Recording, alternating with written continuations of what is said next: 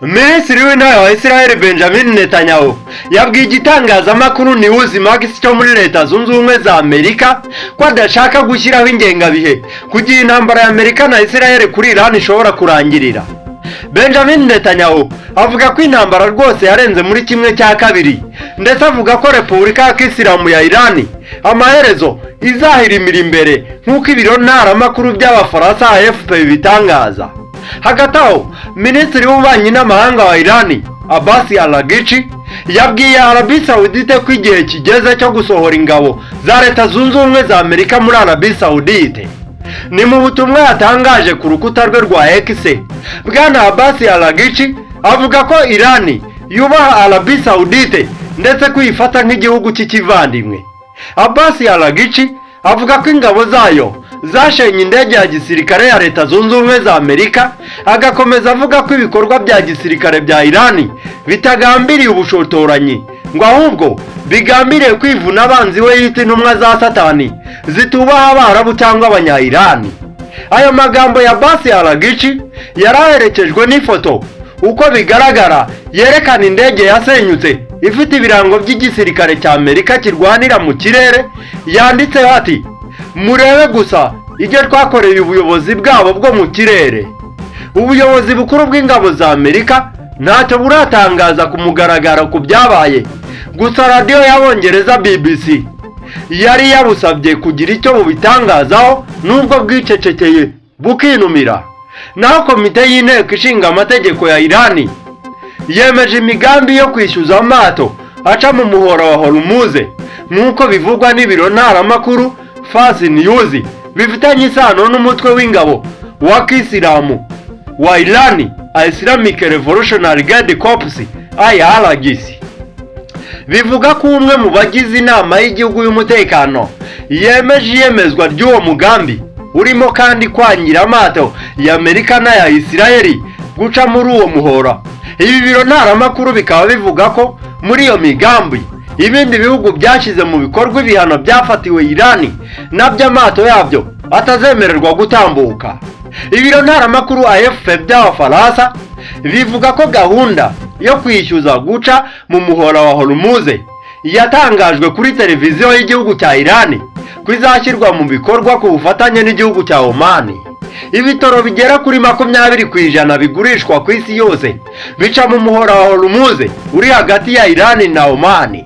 Kuva iyi ntambara yatangira, iyi nzira irafunze kugera kuri 95% nk'uko bivugwa n'ikigo cy'ubutasi bwo mu nyanja cya Kepler. Naho PeteHegseth, Minisitiri w'Ingabo wa Amerika, yatangaje ko mu nzira imwe cyangwa iyindi umuhora wa Hormuz ugomba gufungurwa. Ikinyamakuru The Wall Street Journal kiratangaza ko Donald Trump yabwiye abamufasha ko yifuza guhagarika ibitero kuri Iran nubwo umuhora wa Hormuz wo waba ugifunze.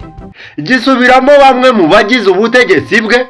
Icyo kinyamakuru kikaba kivuga ko Perezida Donald Trump wa Leta Zunze Ubumwe za Amerika hamwe n'abamufasha basanze gufungura iyo nzira y'ingenzi yo mu nyanja byatuma intambara irenga igihe yari yihaye cy'ibyumweru 4 kugeza kuri 6, ahubwo ko ubu arimo kureba uko bahagarika imirwano imaze kwangiriza ingabo za Iran cyane zirwanira mu mazi ndetse n'ububiko bwayo bw'ibisasu bya misile, maze akazakomeza gushyira igitutu kuri Iran mu buryo bwa diplomasi kugira ngo ifungure iriya nzira y'ubucuruzi bwo mu nyanja.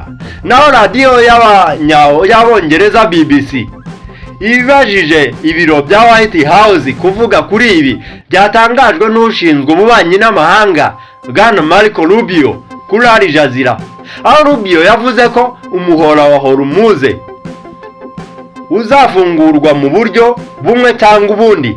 Naho nyuma y'imyaka 4 arwaye indwara idakira yagize ingaruka ku ijwi rye ryo kuririmba no ku bushobozi bwo kugenda, Madame Celine Dion yatangaje ko agarutse mu muziki.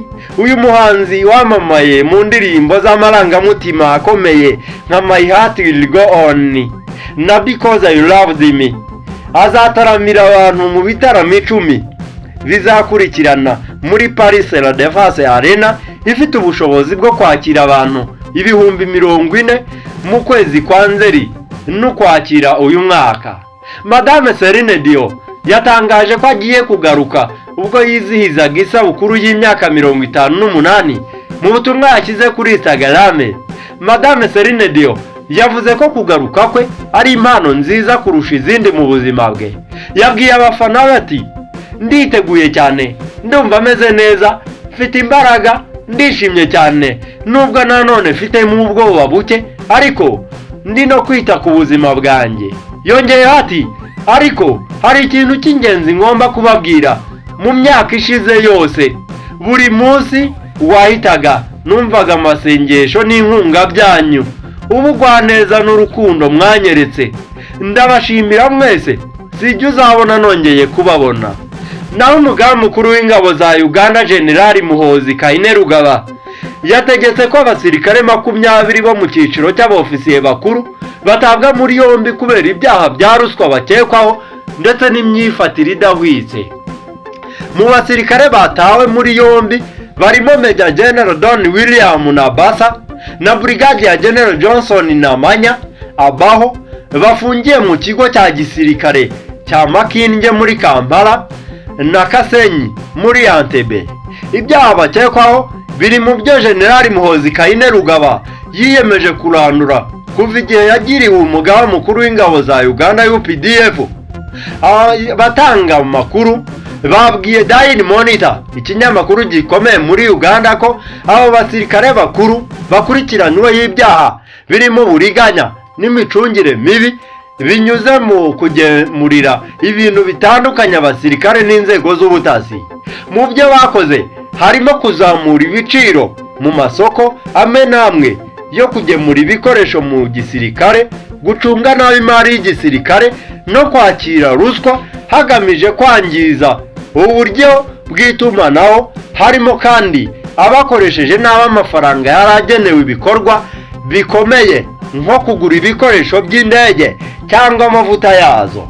Abandi basirikare bavugwa muri iyi dosiye harimo Major General James Birungi wari ushinzwe iperereza rya gisirikare, uregwa ibyaha byo kugambanira igihugu na ruswa no kunanirwa gukora neza ibikorwa by'iperereza. Amakuru avuga ko General Muhoozi Kainerugaba agamije guhindura igisirikare cya Uganda ikinyamwuga no kugarura ikinyabupfura n'imikorere iboneye kuri buri wese mu rwego rwe. Nubwo iperereza ryakozwe mu byiciro bitandukanye by'ingabo, mu bafunzwe nta n'umwe wari wagezwe imbere y'ubutabera ngo aburanishwe. Ni mu gihe ihuriro FCM 23 ryatangaje ko ibitero byagabwe n'uruhande bahanganye mu gace ka Shanji muri teritwari ya Karehe muri Kivu y'Epfo byahitanye abaturage b'inzirakarengane 7. Rinatangaza amazina yabo yiganjemo ay'abanyekongo bavuga ururimi rw'ikinyarwanda.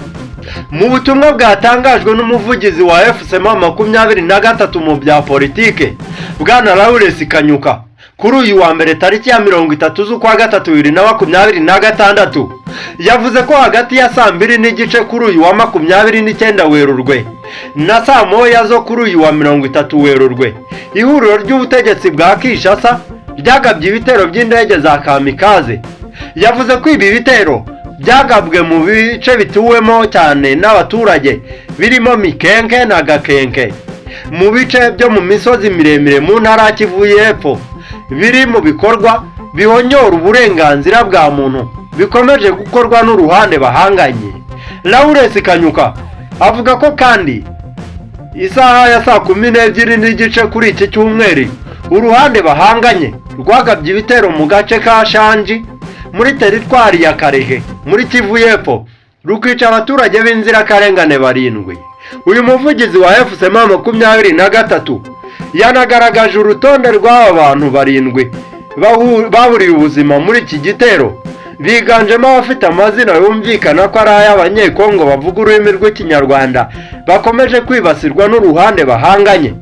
Uretse abo bantu 7 kandi iki gitero cyanakomerekeje abandi bantu bagera kuri 20. Ati ubu bugome ndengakamere bwongereye umubare w'abakomerekeje ndetse n'abakomeje kwicwa, kandi ni na gihamwa y'umugambi yo gukomeza ibikorwa by'iterabwoba ku baturage b'abasivile. Umuvugizi wa FCM23 Bwana Lawrence Kanyuka yavuze ko uruhande rwa leta ya Kinshasa rukomeje kwinangira gushyira mu bikorwa ibyo rwemeje, kandi ko igisirikare cya Congo FARDC gikomeje gukorana n'umutwe w'iterabwoba wa FDLR, ndetse ko abarwanyi bawo aribo baba bayoboye ibi bitero by'ubwicanyi.